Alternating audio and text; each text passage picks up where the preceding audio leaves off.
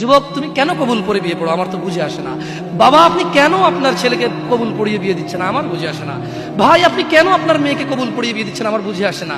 আপনার মেয়ে হলুদ কাপড় পরে, মাথার মধ্যে খোপা দেয়, 3 জনে এসে দুধ খাওয়ায়, 4 জনে কোলে নিয়ে নেয়, 6 জনে গান বাজায়, 10 জনে এসে হলুদ মাখে, শুধু বুঝি মৌলবি দিয়ে কবুল পড়ালে বুঝি মুসলিমের বিয়ে হয়। শুনুন, আপনার নবী মুহাম্মদুর রাসূলুল্লাহ সাল্লাল্লাহু আলাইহি ওয়াসাল্লাম কবুলের পদ্ধতি দিয়ে গেছেন, তাই কবুল পড়ায় মুসলমানের বিয়ে মনে করেন না। কিন্তু বাকি যেগুলো করেন এগুলো কার পদ্ধতি? কার? মিথ্যা কথা বলবেন না। হুজুর ডেকে খুতবা পড়ে কবুল পড়ে বিয়ে কার পদ্ধতি? আল্লাহর নবীর। এই গান কার পদ্ধতি? কেন করতেছেন? ওটা তো আপনার বিয়ের অংশ, বিয়ে না হলে তো বাজাতেন না। বিয়েকে কেন্দ্র করে যেমন কবুল বলছেন, বিয়েকে কেন্দ্র করেই তো গানটা বাজাচ্ছেন। কয়জন নবীর উম্মত আপনি? আপনার নবীর নাম কি? আই এম আস্কিং ইউ, আপনার নবীর নাম কি? আমার নবীর নাম মুহাম্মদ রাসূলুল্লাহ সাল্লাল্লাহু আলাইহি ওয়াসাল্লাম। Who is the messenger of Allah for you? আপনার জন্য আল্লাহর নবী কে?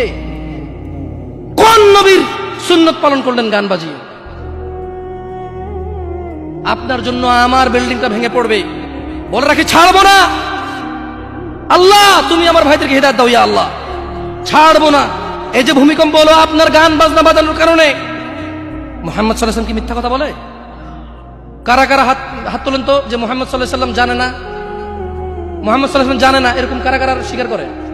আল্লাহ নবী বলেছে যখন বাদ্যযন্ত্র বেড়ে যাবে, গায়িকারা সম্মুখে এসে নাচবে, তুমি অপেক্ষা করো, পাহাড়গুলো কেঁপে উঠবে, পৃথিবীটা নড়ে উঠবে।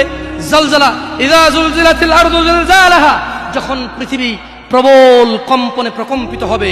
ওয়া খরাজাতিল আরদু আসকালাহা, যখন এই মাটি তার ভিতরে যা আছে একদম লাথি মেরে বের করে দেবে, লাশ হোক আর যাই হোক, মাটি বলবে যে বের হও, বের হও আমার থেকে, বের হও, আমি তোর আর কাউকে রাখবো না।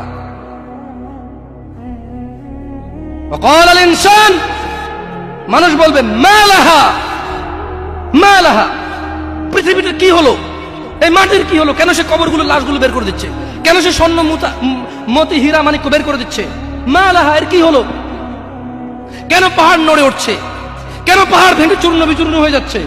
মানুষ বলবে মা লাহা, পৃথিবীর কি হলো, বিআন্না রাব্বাকা আওহালাহা, পৃথিবী এটা করবে, বিআন্না রাব্বাক, কারণ তোমার প্রতিপালক আওহালাহা পৃথিবীকে আদেশ করেছে।